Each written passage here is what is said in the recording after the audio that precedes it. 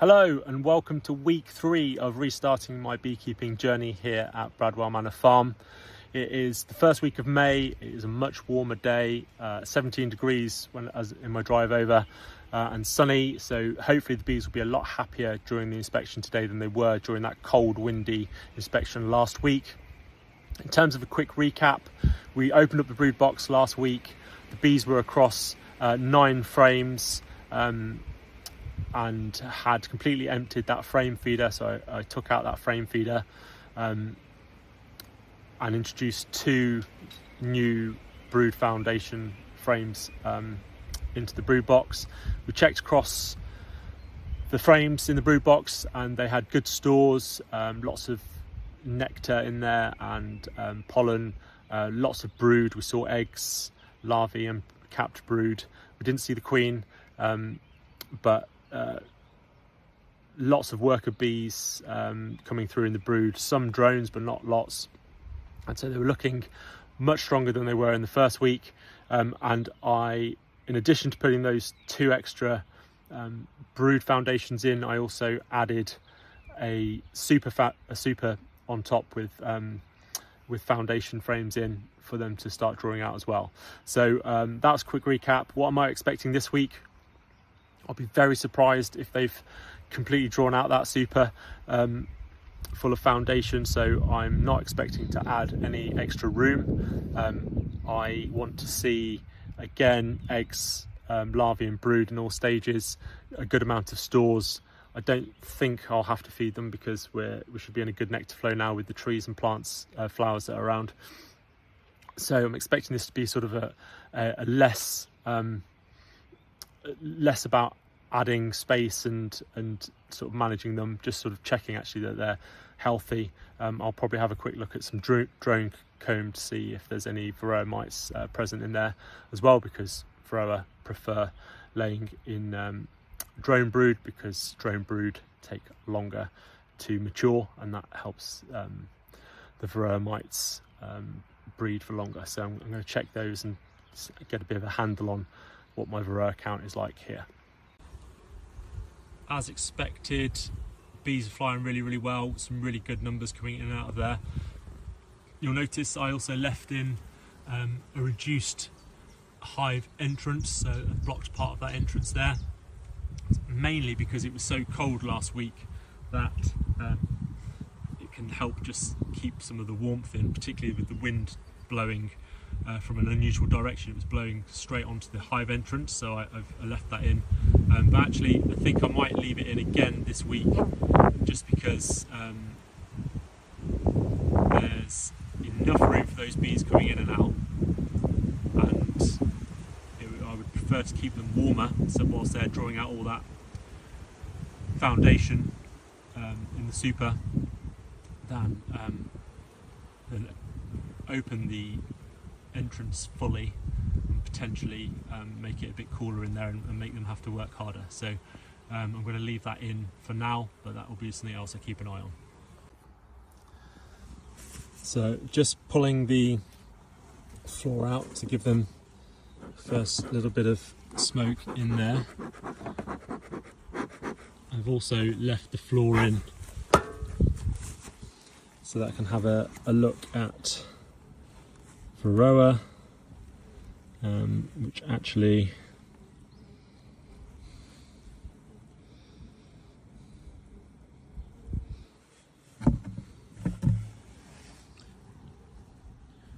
looks really clear, which is good. So that's the roof off, and a little bit worrying that there's some condensation here, but that might just be because of how warm it is today, but I'm going to have to keep an eye on that. But just giving the bees a bit of a smoke, and there are some bees on the crown board, which is always good when you put a new super on top. But just look down between the supers, there are some bees hanging out there as bee space, but none that I can see that's been particularly drawn yet. So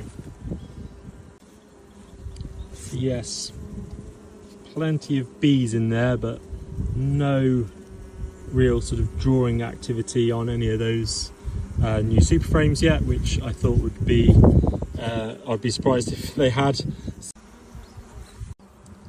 So that's the queen excluder off, and if we have a very quick look down in between these frames, there are bees on 10 of the 11 frames, so a slight increase again from last week. I can see half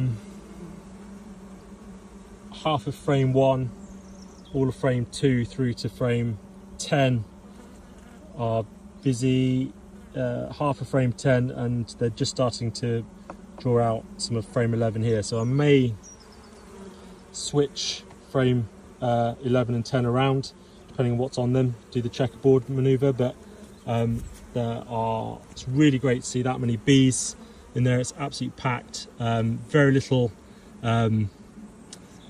sort of burr comb in there that I can see along the top at the moment, which means the bee spacing is all good, and really good to see actually really pleasant, calm bees across almost, well, what, 90% of the brood box. That's excellent. Okay, so this is frame 10, and we've got lots of stores in here, pollen and some capped honey actually, but we've also got eggs and larvae and some capped brood. I'm not sure you sort of see that, so it's actually quite unusual to see that this far out from the centre of the brood nest, so perhaps they're feeling they've not quite got as much room as they need. So the queen's been out here laying as well, but we'll have a bit of a look at what's going on a bit further inside. So that is frame 9, and it is almost exclusively capped brood. So there are loads of workers coming out of there, a couple of drone cells down there, but that is a really healthy brood frame for workers. Some uncapped ones there, but again, sort of quite strange to see it that far out from what I would consider to be the centre of the nest. So I'm going to carry on looking and see what kind of stores they've got.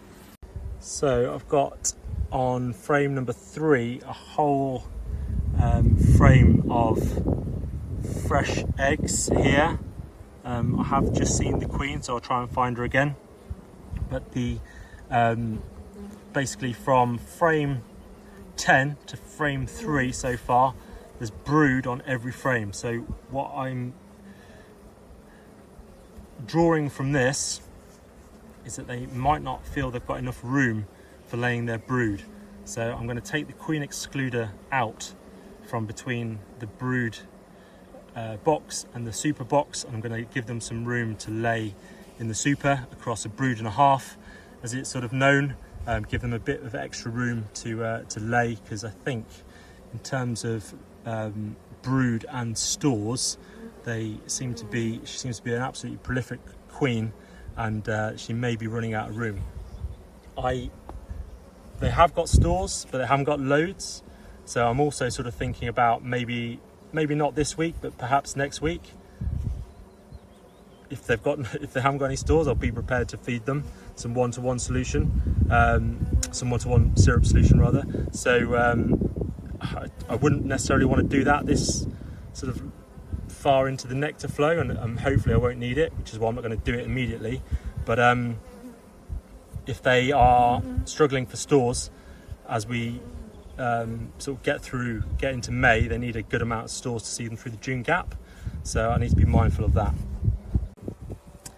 Here we go. Here is the queen. She is marked blue because she is one of last year's, and she is currently working her way across this frame that is mixed stores and brood. She's got some laying eggs in here, so I'm going to give you a bit more room, Queenie, because I think you are a prolific layer. Quick recap of what we've seen in the week 3 inspection then, just as the bees are settling back down We checked the supers. There were bees using the space in there, but actually they hadn't drawn out any of the foundation in there yet. We moved on to the brood box, and there were bees across all 11 frames in the brood box, which was great to see, a big increase from last week. And checked the individual frames. So frames 1 and 11 are only just sort of being started to drawn out, so that they haven't got a lot going on there. And then frame 2 and 10 are predominantly stores, some capped honey there, but also some brood. So there's signs of eggs laying there, and some larvae, which is quite surprising to see that far out. And then the brood nest then is obviously from frame 2 to frame 10, so across those 8 frames, across those 9 frames. And some of the frames are entirely capped brood, so that's why they have obviously sought all of the available space for laying. The queen has tried to lay everywhere that she can. And there will be a lot of new bees emerging in the next week or so, because there was maybe 2.5 frames of capped brood in there, which is a lot of bees on their way. So little concerned they haven't got more stores, and they haven't been drawing out some of the foundation in the super. So that's something for me to keep an eye on for next week. I'm hoping that as some of these new bees emerge, they will be able to start working on some of the foundation drawing in the supers and draw those out. But I've also now taken out the queen excluder, so that the queen can move up into the super if they do draw some of the foundation out there, so she's got more room and doesn't start thinking about swarming, which, if she runs out of room, is a real factor, which would be a bit crazy, seeing that she's built up that quickly in 3 weeks, and she's got room for stores above, but she's obviously a prolific layer. So trying to give her a bit more room to make sure that she stays, and we'll keep an eye on her next week. Be prepared to potentially give them some stores to go at, some one-to-one syrup to use, if particularly if it's a bad week and they use all their stores, and also just make sure that she is using some of that new space, because if she has exhausted her laying space, she'll be trying to swarm, I think. So I need to be mindful and watchful for that. Okay, I just want to show you how good a temperament these bees are. So I've literally just finished tidying away my kit, so finished that inspection in the last maybe about 5 minutes ago now, and they are back to normal. Happy. You can hear, if you can hear over the chainsaw in the background, a happy hum of bees. So they are back to doing what they do best, out foraging and collecting nectar and pollen, and they are pretty happy post-inspection, so a really good temperament of bees. So that's it for week 3 inspection. Hopefully you found my thoughts there useful as we were going through. Great to see the queen. Bit concerned that she's laying as far through the brood box as she is, but hopefully we've given her a bit more room for her to lay, and she'll settle down and be happy next week. So let's see how that turns out then.